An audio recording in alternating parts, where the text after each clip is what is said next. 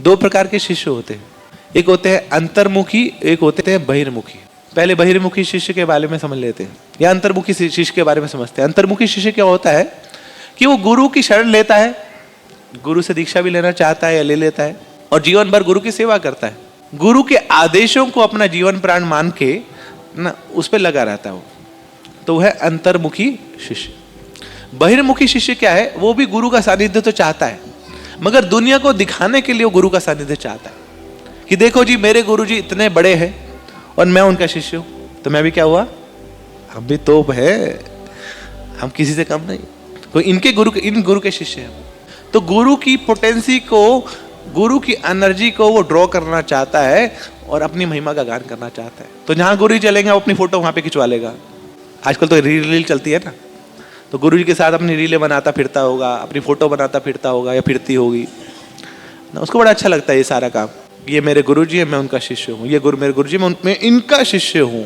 तो ये कौन से शिष्य हुए, बहिर्मुखी, कि गुरु की जो शक्ति है, गुरु की जो प्रतिभा है, गुरु का जो ऑरा है ना, उसको अपने लिए, अपने आंतरिक हेतु के लिए उपयोग करना चाहता है, उसको उपभोग करना चाहता है। तो इसको बोलते हैं गुरु भोगी शिष्य।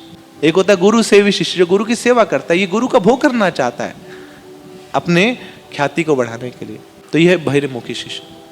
और दूसरा हुआ अंतर्मुखी शिष्य। अंतर्मुखी शिष्य जो जीवन भर गुरु की सेवा करने में लगा है, गुरु जी ने जो बोला है उसका पालन करने में उसकी ज्यादा इच्छा है, नहीं गुरु जी के साथ केवल घूमने में, गुरु जी के साथ जंप लगाने में, गुरु जी के साथ फोटो खिंचाने में।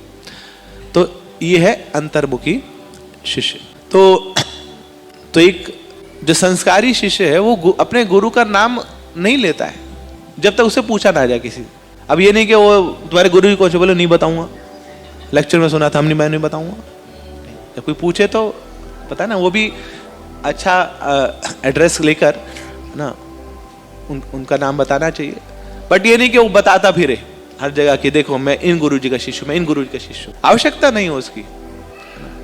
यहाँ शास्त्रों में लिखा हुआ है कि एक व्यक्ति को अपने गुरु जी का नाम कॉन्फिडेंशियल रखना चाहिए, और उसके पीछे उसका संस्कार भी है, उसका कारण भी है कि दुनिया को आके पूछने दो ना कि आपने कितनी सेवा करी है ना, आपकी सेवा को देख के दुनिया आपके आके पूछे कि अरे आपके गुरुजी कौन है ना, मैं जानना चाहता हूँ उसके बारे में। ये नहीं कि मेरे गुरुजी इतने बड़े हैं तो देखो मैं भी बड़ा हूँ ना, मैं उनका शिष्य हूँ, तो पूरी दुनिया को पहले ही बता दूं मैं, भाई क्वेश्चन मत करना मुझे ना, मैं इन गुरुजी का शिष्य हूँ।